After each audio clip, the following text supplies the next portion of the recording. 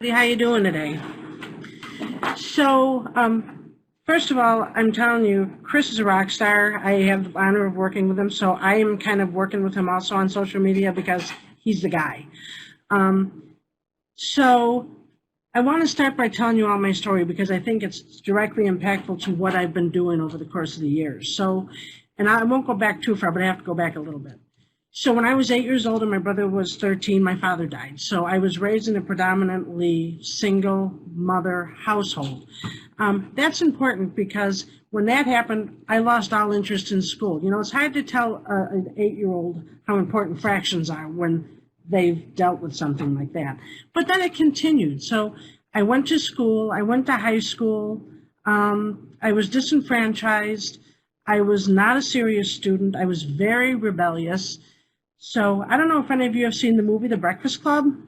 I actually went to that school. It was called Maine North, and they closed it between my sophomore and my junior year. So all of the people I hung around with, and by the way, it would have been Bender's group in my case, many of them they didn't go to the next school. They didn't go into the district. They just dropped out. They were the age, they were 16, and they just dropped out. So these were friends of mine and people who I knew personally, and I knew it was very seldom an academic decision or a capacity issue. So I'd like to tell you guys my background because I think that that's important when you see kind of why I've kind of created this integration for matriculation that I talk about. Eventually, I married young, good decision, still married to the man today. Married young, had 2 daughters, eventually decided to go back to school. I didn't know what I was doing. I didn't know the first thing. What's a credit hour? I have no idea. So I went to my local community college. I paid for it out of pocket. From there, I went on to a university, an urban university. In my case, it was University of Illinois, Chicago. After the first semester, I said to one of my colleagues, one of my fellow students, I said, I don't know if I can keep going. I can't afford this. This is too much. This 20-year-old said to me, now I have a mortgage, I have 2 kids, you know, all of that. This adult woman. And she said to me, well, what about your student loans? My what? My student loans? I had no idea. So she walked with me to the office and gave me all the paperwork. At that time, it was not online. And I filled out a FAFSA. So, you know, I reflect on these experiences because I think in many ways, even though I did graduate high school, it reflects on what our students go through, right? So we ask them, go to college, get a quick win, get a certificate. And they don't really know how to do that because they separated from high school before that was possible or before they had that direction. I often remind people I work with at my college, you know, we ask people, you know, I work with people who made a decision when they were too young to make a decision. Who makes great decisions at 17, right? How many of us really make good decisions at that point? So as I finally got my education. I graduated when I was 40 with a bachelor's degree. I just finished my master's last year. I won't tell you how old I am, though. Anyway, so this is something that's become kind of part of who I am. It's something that I reflect on when I'm working with students who don't know. So the whole idea is to make, I call it integration for matriculation. The whole idea is to make college accessible for students. Make them comfortable. This is your home. You belong here. This is not some foreign place. Because what do, right? We ask students who were not successful in school to go to a college, in my case or in other cases, to go to a college to get their high school equivalency. So we're constantly mindful of that. Right there. Sorry, I'm having to turn my page here. Here we go. I got you. So what I recommend is, you know, work with all the departments in your college. Walk around. What are you doing? What are you responsible for? What does your intake process look like? Go to your library. What does this look like? How do you check things out? Where can people study? Is this a safe space? You want to create a safe space for your students. I'm really big on making the adult ed processes that we have mirror the college processes. Again, what does it look like to register? What does it look like to check out a book? What does it look like to get a laptop during COVID, right? And again, use as many college resources as possible. My students are allowed to use our tutoring center, which I've seen other places is not possible. Be at the table for everything. Show your face. People should know who you are. Have an elevator speech ready. This is huge. If your college is talking about low enrollment, we have low enrollment, have your numbers ready. Well, you know, I have 350 students in my program, 80% of whom have identified they want to go to the college. Help me get them there. And the other 20% want to go, but they don't even know where to begin. So, right? So have everything ready. Have your speeches ready. Know who your students are, which kind of goes back to what Chris was saying, right? Know who they are. So as far as our intake process goes, like Chris, we use social media.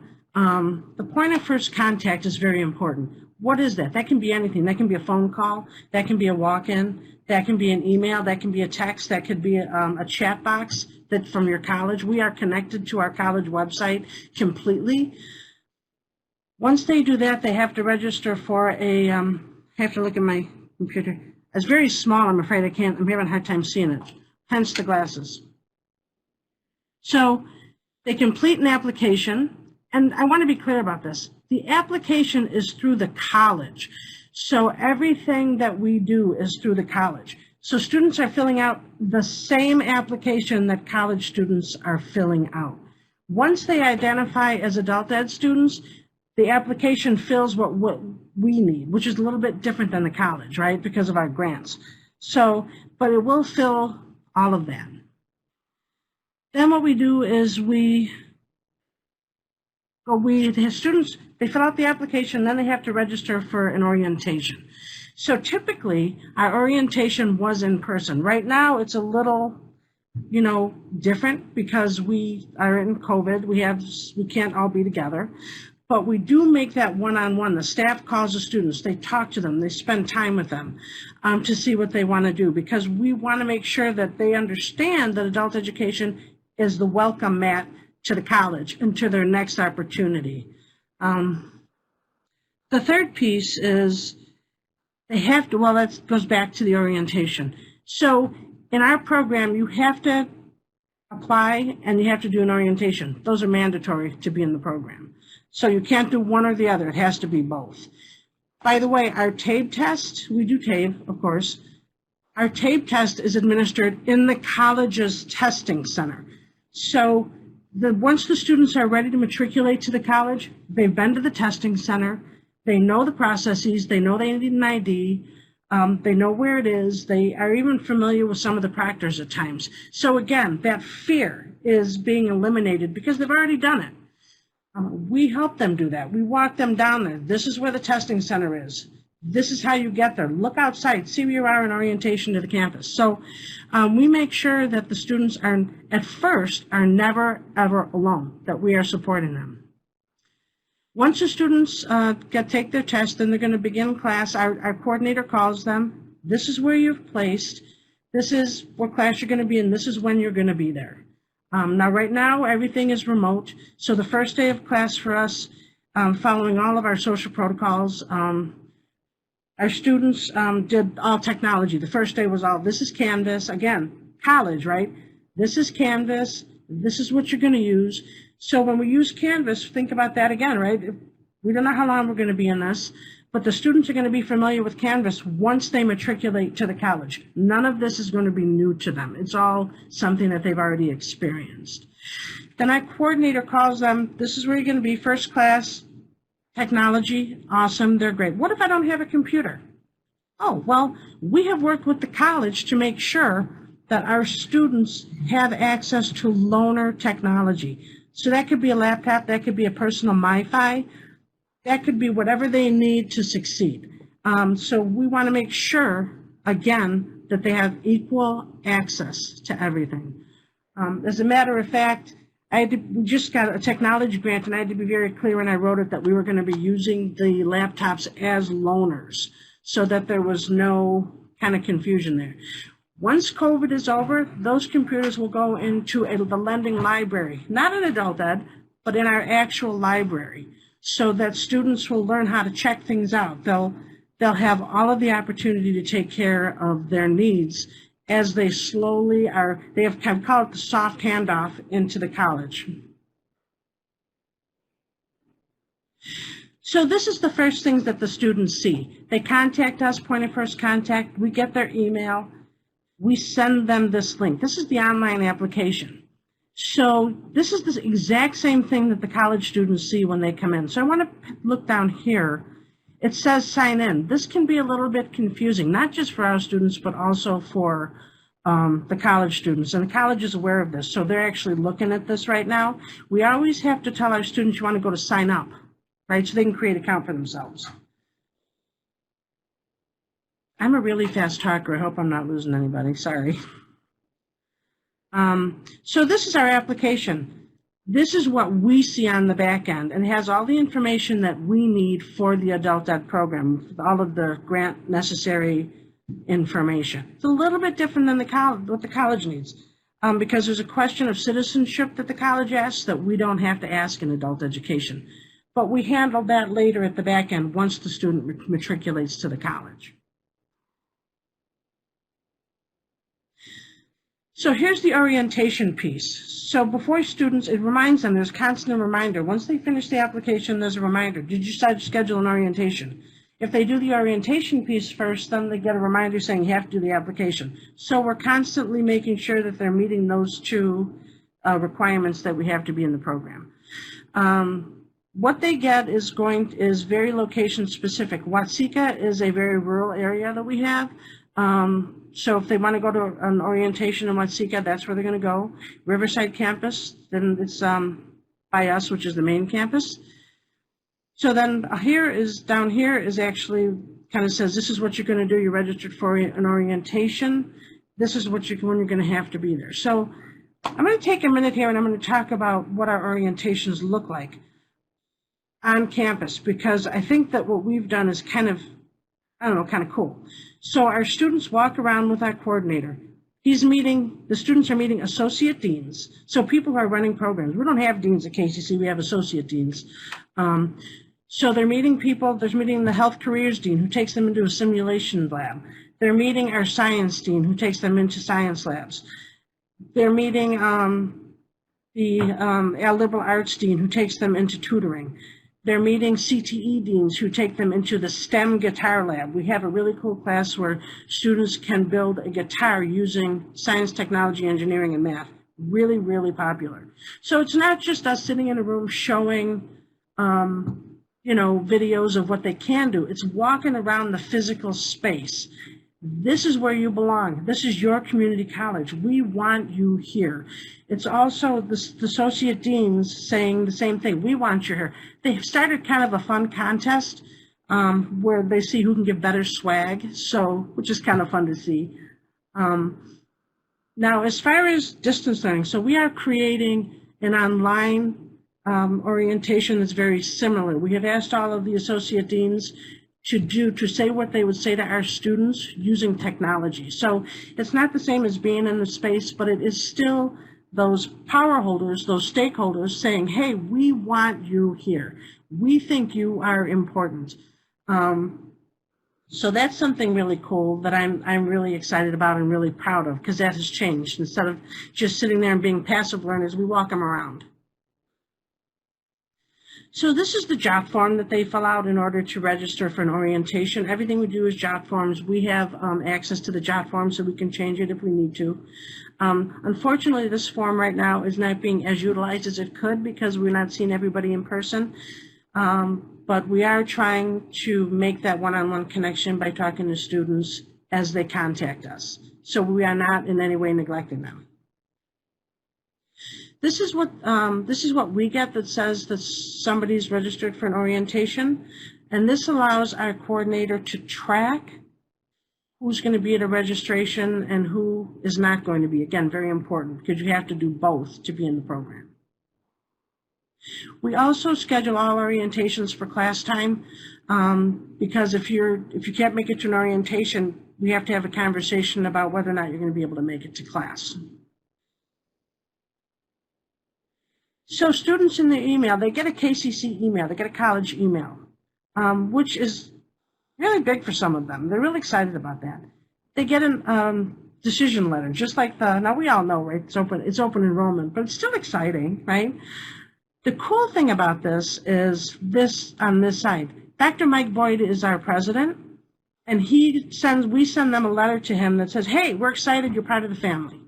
So this is a really kind of a cool thing. Now, I do want to double back and say Dr. Boyd is now the president. Up until about a year ago, he was the vice president of academic affairs. He was my direct supervisor. And this speaks to kind of something else I want to say as well. Try to find a champion at a higher level for what you're trying to do, because they're going to be able to kind of work with other people, and at that upper level that you may or may not have access to, they're going to be able to communicate on your behalf and tell other people at their level what you're trying to do. Want to boost enrollment? We've got adult ed on the premises. So make sure that you try to kind of find a champion for your program, the changes you're trying to make. Because all of these changes, I'm afraid, I made. So, all right. So what are some of the benefits? The students receive college emails. So that sounds great, right? We take emails for granted. But if there's an emergency or some kind of a class change or something, really that's a text. But as far as receiving college emails, if there's an emergency, college is closed for whatever reason, it'll go to their email. All the information that we take in goes from the college code. They come into Colleague, which is our student software, like PeopleSoft or whatever you use, comes into Colleague. Our IT department has written code that allows us to upload all that information from Colleague into our data system. So everything matches, which is really huge for auditing purposes, right? So that's something that we're very excited about, and very, very, very innovative. As far as I know, we're the only one in the state that does it. So that's kind of cool. We are now working with Daisy 2.0. They just rewrote Daisy, so we're having some issues with it, but we are working with the ICCB, the Illinois Community College Board, to make sure that once all the wrinkles are ironed out, we'll be able to do that. Because our goal now is to move beyond just the student information and to be able to upload class information. So like, how we have a schedule from fall to fall, spring to spring, we'd love to be able to integrate that information as well. So students become part of the customer relations management system. I think Chris talked a little bit about, like we use TargetX. So student fills out half an application. Our management system will send them a blast. Hey, don't forget to finish that. So we have become part of that system because we're working with the college. So that has been something that we're really excited about. Now the other side of that, like on the back end, like on my side of it as the director, I can track my students beyond adult ed.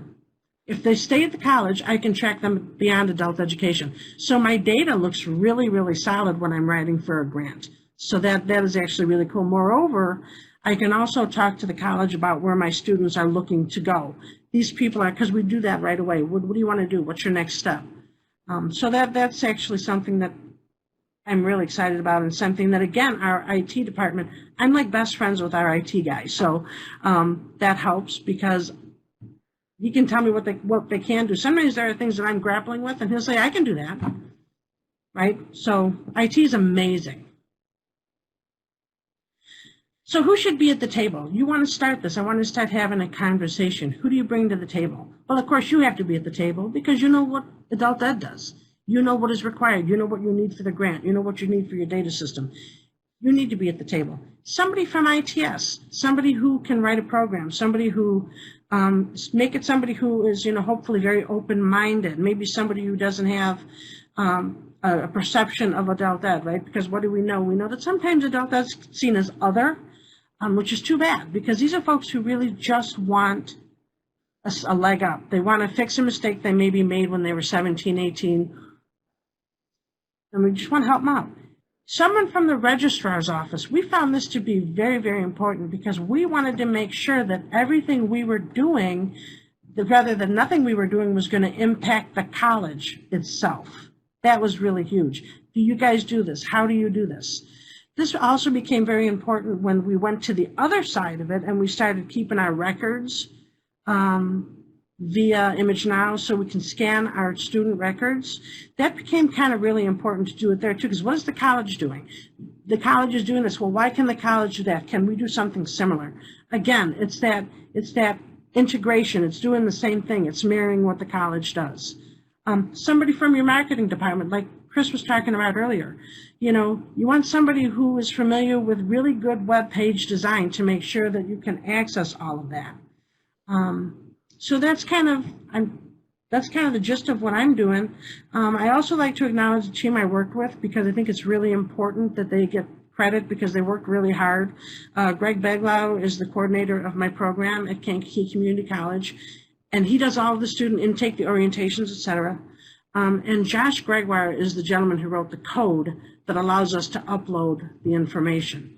So I said it all really fast. I'm a really fast talker. I apologize to everybody. Does anybody have any questions?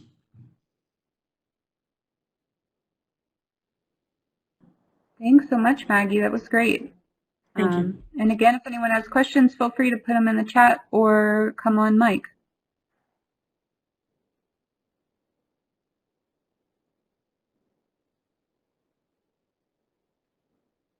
See some folks are typing. Good morning. I had a question. Yes. This is Robbie. I'm from Catholic Charities, the ESL program, and I just had a quick question. You talked about colleague. Yes. I wanted to know in relation, and especially in the beginning, communicating with the students, like change in times or class or changes or so on. Do you use their email and text to their phone, or are you using another like platform? Like a lot of our students use WhatsApp, and sometimes it's easy for them to get messages quickly through that. What are you using, or what have you seen that works well for the students to get those messages? That's a really good question because at first we were using when they first register, they register with the email that they have, Google or Yahoo, whatever, Gmail, and then we switch it to KCC's email for them. We have been in conversations with IT about that very question, so we haven't actually tackled that in a satisfactory manner. I do know that teachers independently will use kind of the WhatsApp stuffs, and that's fine, as long as they get approval from the students to do that, because, I don't know if this is still the case anymore, but there used to be a charge for text sometimes, so we never want them to experience that. So that's a good question, and we're still grappling with that. Thank you. Sorry I don't have an answer for you. No problem. Thank you. Lisa, I know we're not the only ones that are grappling over that question, that issue. No. We had not fixed that before COVID. We were still working on that. And that's the other thing, right? I mean, you do start doing something else, and then all of a sudden another thing opens up. You're like, oh, what about that? But as long as you're light on your feet and you're open to discussion, I really feel like we can all move forward, right? And Cynthia's asking in the chat, do they have to apply for admissions to the college once they decide to transition? Excellent question, and I didn't cover that, but I should have, because that's a huge point. Because they're registering through the college at the beginning for our program, no, the answer is no. All they have to do is they have to fill out, and it's a JOT form, they fill out a change of program form. So once they do that and they submit it, then they're already in the college and all the records are there. They have all the information. The only thing is, and this is because Illinois is a sanctuary state, we in Adult Ed do not ask the question about citizenship. So the college itself does. So they have to simply answer that question. And then once they do that, then they're rolled into the credit side of the house and they're given an academic advisor. Now, I want to be clear about that. We don't just like hand them over and shove them off. You're done. We're always there for them. They come back. We answer questions. Greg is a rock star. The guy, he'll take them down and introduce them to the advisor. We're a small college, so we can do this. He'll walk them down and introduce them. Oftentimes, he'll sit with the student because there's those questions like I was talking about earlier, right? What's your credit hour? How many credit hours? So I'm not just paying $125. I have to pay $375. These questions that they don't know to ask. So he sometimes, when he's invited, will sit in on the appointments to kind of give the soft handoff. Did I answer your question? I hope. Yeah, Cynthia and Angela are both, they're writing great and amazing. Lots of support. And then they're going to steal the idea. Excellent. And just in case you missed the first question from Cynthia, she said, have you received student feedback from the letter they received from the president? Have received student feedback about the letter from the president? Well, it's funny because they think it's really cool. You know, because it's the president of the college. He also does a lot of walking around and meeting everybody. We do little events when we can. All this is qualified by non-COVID situations. But we'd have like a popcorn party. We would bring up a popcorn machine, and he would just come up and answer questions. It's just it's the whole idea of you are part of this college. You are not somebody who is just other. You know, you're not sitting up in a corner and we don't want to deal with you, especially now, right? And those of us who are WIOA, who are so incredibly tied to WIOA, which we all are, that becomes really big. They have to look at us now. They don't have a choice. But to answer your questions, yeah, the students get excited. They're like, oh, Dr. Boyd, I got an email from Dr. Boyd. I mean, how cool is that? I actually get called from Dr. Boyd. I get a little nervous, but that's that's my job now. Anyway, sorry, I went off. No, I appreciate it. I think it's a great idea. Oh, I don't want to take over your job, Katie, but Angela said we had our president make a welcome video that's in our registration portal. The letter is a great way to bring it full circle. That's very cool. Let me just tell you, too, just in case Angela doesn't, their president actually got his GED. Oh, that's awesome. In the day. So, and he will, you know, he's spoken in front of our group a couple of times, and he has made it public. So that's why I feel comfortable in saying something publicly. Yeah. Anytime we can show our students a success story, right? I mean, because it's about the perception that they carry with them. You know, I made a decision at 17 and now I'm forever other. You know, that's not the case. Let us help you out. So, thanks so much, Maggie. We're gonna take a few minutes to do another breakout group for the next section. We're going to move on to talk about remote engagement of instructors. So we'll take 5 minutes to chat in our breakout groups and share, and then Marion's going to present about some best practices regarding remote engagement of instructors. So Vicki, I think we're ready to go. Excellent.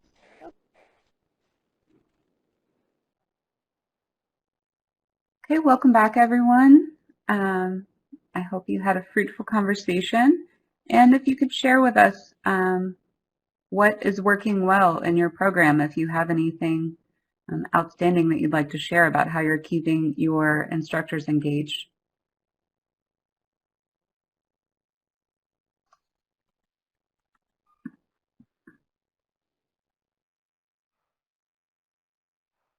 Good morning. This is Robbie from Catholic Charities. Go ahead. Can you hear me? Okay, just Yep. to make sure. All right. You know, I just mentioned this in our breakout room, so I want to kind of mention it again. In addition, I'm sure like all of us, we've been among the teachers and instructors and staff, we've been sharing, you know, avenues for webinars and training, you know, to help learn what we're doing now for the first time, or even better than what we have been. But one of the things that was very simple but worked really well, we had a lot of positive feedback, is we just started having teacher meetings.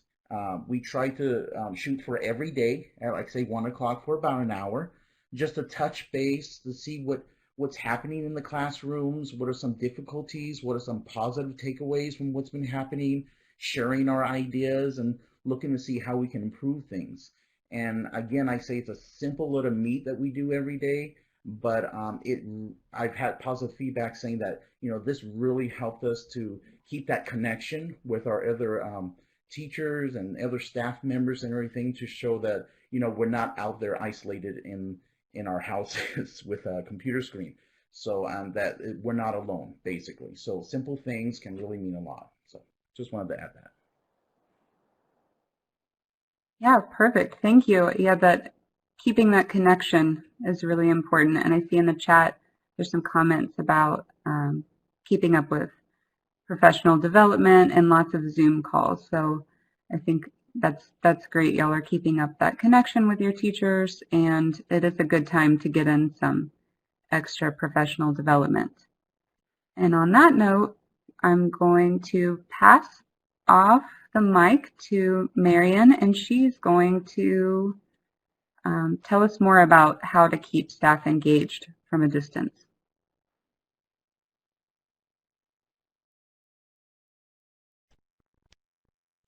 Hi, Marion. Let's start that over. Good morning. Great to be with you all this morning, and we've had so much great information already. So my topic is about engaging staff, teaching staff, and office staff, keeping people engaged. And it sounds like you've done a lot of thinking and figuring out about that already. We're 8 months down the road in this process. So I'm looking forward to hearing your ideas as well as sharing with you some that I've come across. I'm going to just talk about two things in the next maybe 20 minutes, remote administration and then also supporting instruction. So hopefully you'll get some new ideas for remote administration, managing staff, supporting teachers, and the most important, the silver linings of our current situation, which sometimes, some days you feel those silver linings and some days you don't. Hopefully I can remind you of a few of them. So I'm engaged in another project looking at leading from a distance.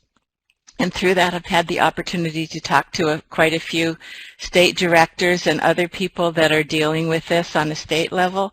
So I'm going to share with you today some of the information I learned from all of them as far as what's happening in other states. So starting with remote administration. One of the first questions was who can telecommute? Well, everybody has to telecommute, don't they? I don't know how many of you are back at work or partially back at work.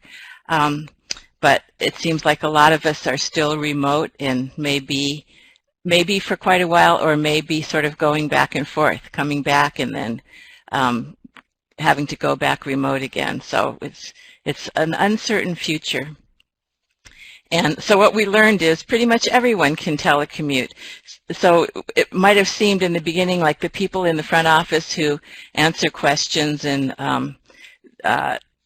get people oriented to how to register and that kind of stuff need to be there. And they might need to be there at certain hours. They might have to have certain office hours because you have to be accessible at certain times. But that certainly can be done from elsewhere. And you can't micromanage people from a distance, so you have to well, ideally you have already developed a trusting relationship before all this happened. If you didn't, then it's quite challenging at this point because people are kind of on their own, and you're managing how people work based on their output or their completion of projects rather than seeing each other every day. So that can be a challenge. I don't know if any of you have had some of those challenges. If you have, feel free to put them in the chat. And some of you may have also had the experience of hiring somebody during this time so that you actually never see them in person. You might see them on Zoom for the job interview, and you might, if it's a teacher, you might observe or support them in their online classroom. But so this is a pretty new experience, working with people that you actually never see. So how do you support people when they're working at a distance? Yeah, I'm sure you've all dealt with these issues and resolved them at this point, but initially we had to figure out about equipment, right? Like you take your laptop home. I know for myself, I took my laptop home and then I was like, oh, I can't do this. And I went back and got my monitor, and then I was like, wow, I'm really uncomfortable. I went back and got my chair. So now basically my whole office setup is on my dining room table. And I think it took us a while to figure that part out. The other thing is access to resources. So how do you get access to your files if you don't keep everything on your desktop or your laptop? And quite a few states mention Teams. I don't know if are you using, just put in the chat yes or no if you're using Teams in Nevada. But another possibility is Google Docs. We've found ways where we can save our materials and share our materials a lot more easily. At the state level, you're using Teams. Yes, great. Okay. Yeah, so not to promote any particular product because there are a number of them, but I did hear that the Teams quite a bit. Thank you. Just looking at my notes. And we talked a little bit, well, we didn't talk about setting priorities, but when Robbie was talking about the teachers meeting together, we do need to communicate with each other in order to set priorities and to manage projects. And how we do that has really changed. So having teachers meet together for an hour a day, that's terrific. That's a lot of time. So I'm impressed with that. And some states did exactly that. Washington State, they started having a staff meeting every morning, and everybody would go through their goals, talk about their goals. At least on Monday, they would talk about their goals for the week. So everybody kind of knew what everyone else was doing, because we've had to find ways to replace those water cooler conversations and that ability to just pop into somebody's office down the hall and ask a quick question. It's much harder to do that if you have to catch them on the phone or make an appointment or set up a Zoom meeting or something like that. So we've had to find ways to replace that. In Illinois, I know they were meeting more frequently, but for less time. Like they used to have a staff meeting for an hour and a half. I can't remember if it was every 2 weeks or once a month, and they went to weekly, but just 45 minutes. And I'll talk a little bit more about that in a minute. The other thing was clearly articulating people's work hours. So I'm sure some of you are at home having kids at home and trying to manage your children's education at the same time you're trying to do your job. So we've gone to, in some cases, flexible scheduling so that people that don't have to be available at certain times can work a split schedule, like maybe morning and evening, and have the afternoon off with their kids, or other way around, or have some time on the weekend to make up time that they weren't able to be on during the week. And we've learned to be flexible with those kind of things. Just want to miss anything. So I think I talked about that, flexible scheduling and working at home with children, yes. Have any of you added flexible scheduling for any of the people that work with you? You can just put yes or no in that chat, and how is it working if you are. Thanks, Nancy, for typing. Yes, and working well.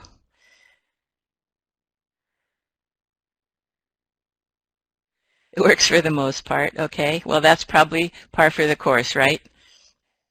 It was working for the most part before, too. See a lot of typing, so I'll wait a minute. Staff are coming back 60% of the time. Good. Yeah, that's the other thing you're figuring out, and other states are also figuring out how much, when we do come back, everybody can't be together because we can't stay far enough apart. So is it going to be 30%, 70%, 50-50? Right, thank you.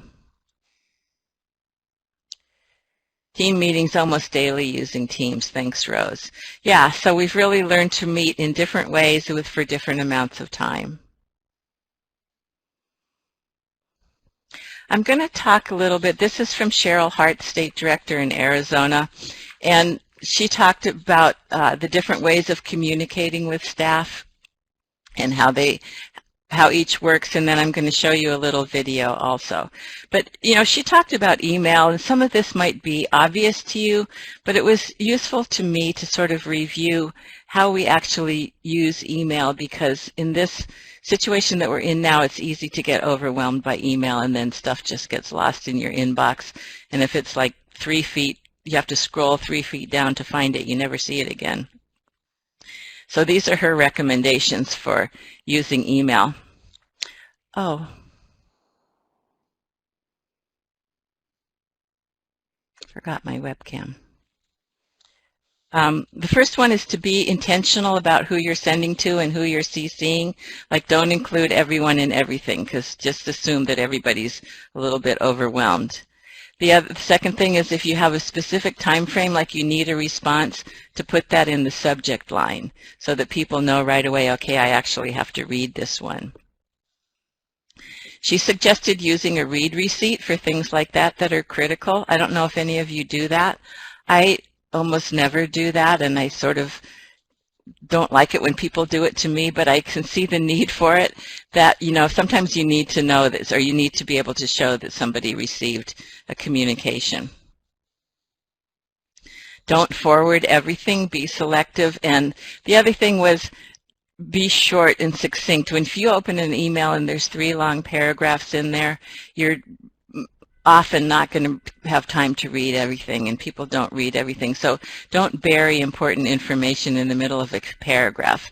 I knew I used to work with somebody who was very verbose in their emails, and somebody told me when they got an email from that person, they did a search for will you or can you to find out what they were supposed to do, and then they never read the rest of it. So succinctness is a virtue. Video meetings we've used to replace face-to-face meetings, so we need to sometimes create the ability to have conversations, you know, like those short water cooler conversations, or just like how are you doing conversations as part of that, so that we don't lose that kind of personal connection, which is really important. Sometimes we need to make phone calls if it's kind of a complex conversation, or we need to really discuss something. And sometimes we text each other in Teams, we already talked about. I'm going to keep moving. So Robbie already talked about this, staff meetings. I don't know if that's a staff meeting, the meeting with the teachers, but we certainly have more frequencies and shorter times, a lot of times. One suggestion is to have a timekeeper and a note taker, so that everybody has a role and people are engaged, and to do some team building, not just information out, but also activities and modeling how you want these things to go. And just that tech support is really important. Washington, I know, was having meetings using breakout rooms and doing a lot of activities to keep people engaged in what was going on. So if you have the capacity to do that, that might be a good idea. Okay, we're going to watch just a 3-minute video of Kathy Olson-Tracy from Illinois, the Illinois State Director, talking about how she uses these different kinds of communication in different situations.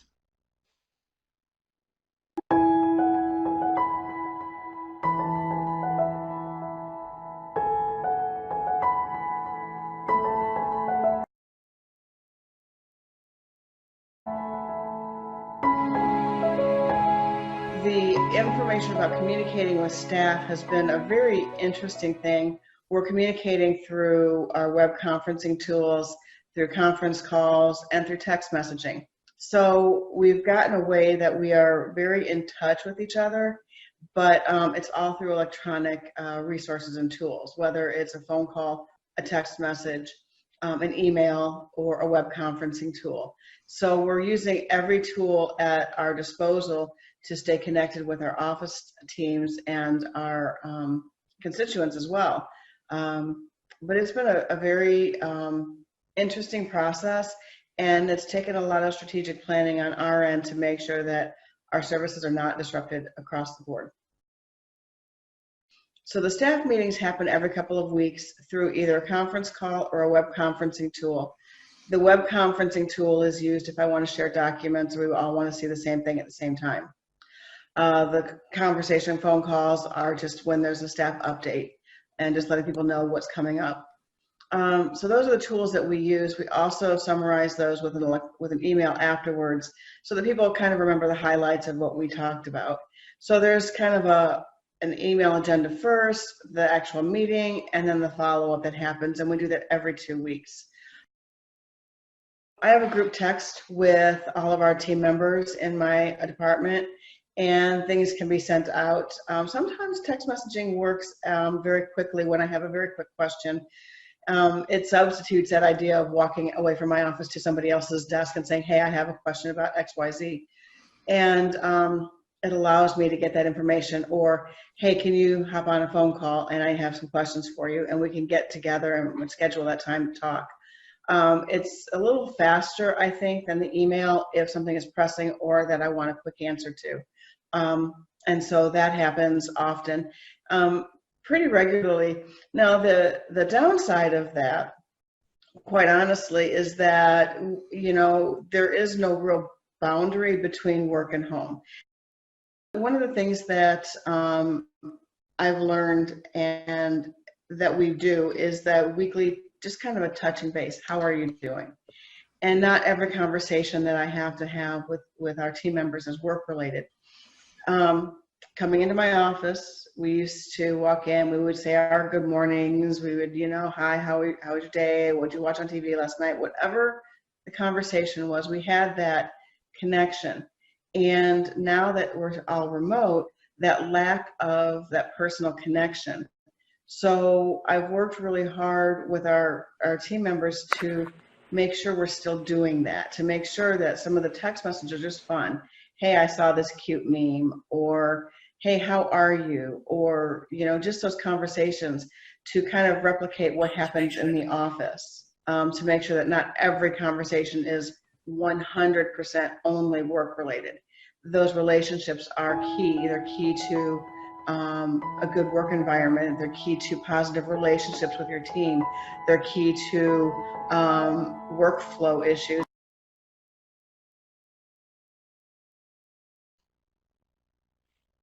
So just to give you an idea of how other people are thinking about these kinds of things, I'm curious specifically about the idea of texting. Do you text with your colleagues? Does your boss text you? Do you text your boss? Is it useful? Does it feel intrusive? Just quickly, just curious how you think about that. I think that was kind of a new one for me.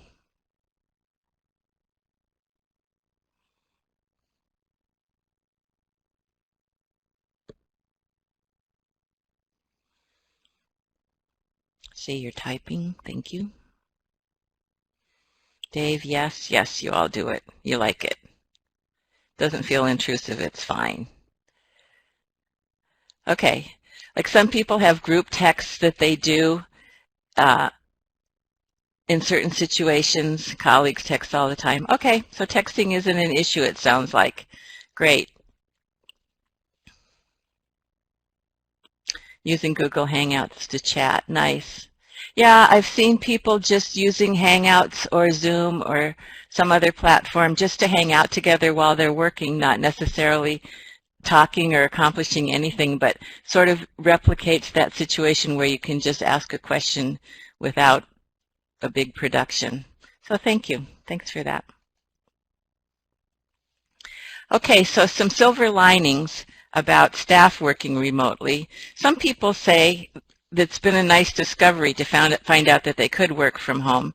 And the problem really has not been being productive. The problem is stopping, right? Like having a boundary between work and home. Some people find that they're more productive. Some people have a better work-home balance because you don't have the commute. You don't have some of the other things. You don't have to get dressed, actually, so you save some time there. Some people are feeling happier in this environment. Also, as somebody pointed out, it's good for the environment because we're not driving as much. Okay, just quickly, I see we're running out of time, so I'm just going to say a few things about instruction. for teachers, and because you've really figured all this out already. You have to have the equipment, the materials have to be available. I don't know how you're dealing with planning time, but teachers have needed a lot of time to get things up and running, and that can be a challenge. And also training, and some of you have mentioned already about offering professional development and being in touch with your vendors and having your vendors be available for the teachers that haven't been using the products remotely to learn how to do that and to support them. And just to say, we're all in this together. We're still figuring this out. Doing observations has been interesting. In some ways, it's easier to observe class online. You don't have to go anywhere. You can just tune into the class. But how do you observe a teacher who's teaching physically and you can't travel to be there? So we're figuring that out. There's ways to do that with video, and I think that's an area that's going to develop some more.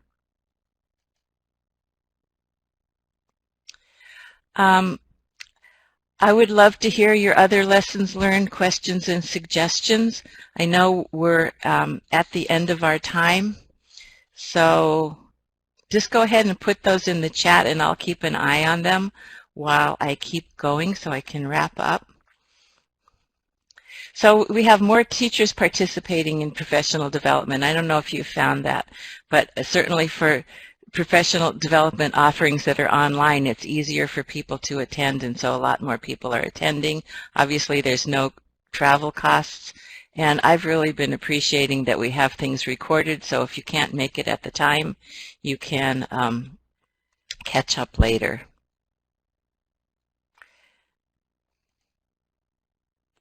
And here are the overall silver linings that we've seen, and maybe you've seen others. One is that people who adopted distance learning early or were already there are rewarded, and people who weren't so into it are now seeing some of the benefits. In some cases, attendance has improved. Have you seen that?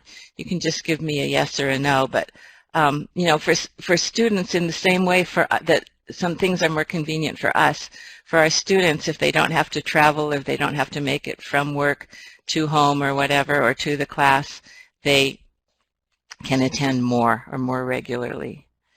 Yes, Rose said yes for students. Thank you. We talked about remote observations, and I'm not talking about assessment today, but we're certainly moving forward in the area of remote assessment. We've been sort of asking ourselves this question and thinking about this and struggling with this for a number of years, and now it's like, okay, this is it. We got to figure it out now. So I think we're in the process of doing that. Yes, Chris, for some people, student attendance is down, and maybe overall attendance is down, but for some particular classes that remote works better for those students, they've seen increased attendance. Specialists are more available. Thank you. Overall enrollment is way down. Okay, thanks, Nancy. And that is it for me, unless you have questions. Yeah. Any questions for Marian? Again, you can put them in a chat, or you can pop on mic.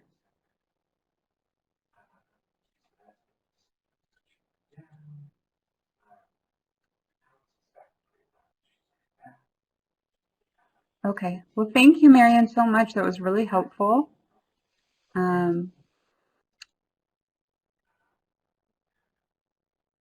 Quick reflection. If you would like to pop into the chat a next step you would like to take, any help you still need, a question you still have.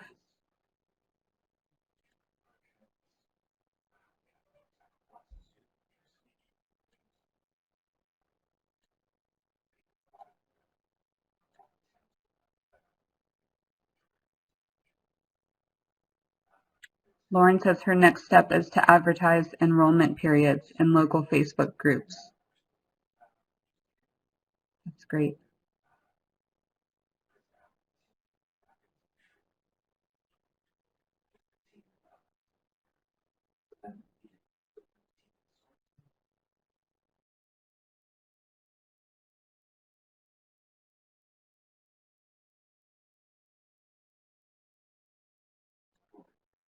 see some people are typing, so wait one more.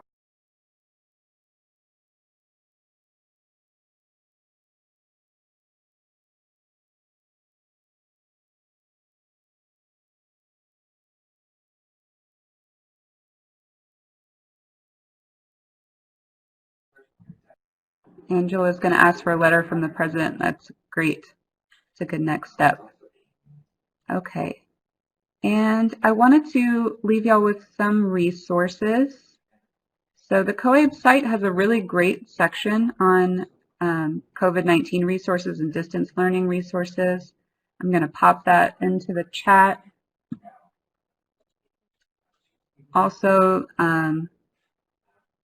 the Illinois Community College Board site has a really well organized section with a lot of different resources for distance learning. I'll put that into the chat as well. And then in Nevada, we have set up 2 trainings on how to administer your assessments remotely. So on November 17th, we'll have a training that's open to any of y'all and your instructors on how to administer TABE 1112 in Class E remotely. And then on December 3rd, we'll have a training, again, open to everyone in Nevada on remote administration of CASAS tests. And Marianne, I believe, emailed y'all the registration link for the TABE training. I'm going to put that in the chat as well, just in case. And then we'll also send y'all the link for the CASAS training on December 3rd.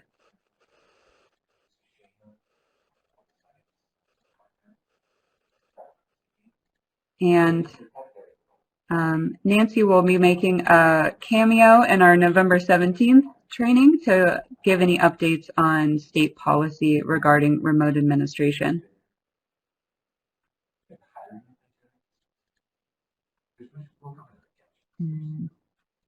Last link into the chat.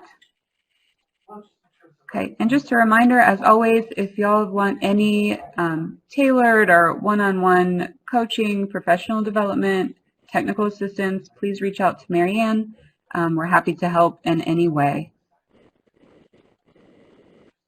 And thank you so much for attending this morning. It was great to be able to spend some time with y'all. Thank you so much to Chris and Maggie and Marianne. Y'all shared so much great information, and all of you were great participants. So thank you so much, and I hope you enjoy the rest of your day. We have an evaluation link in the bottom right corner, if you don't mind clicking on that. And again, have a great rest of your day.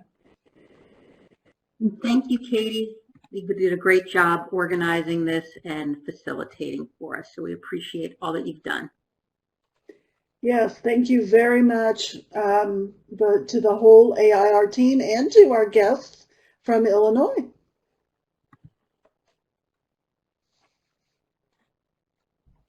Thanks, guys. Appreciate it.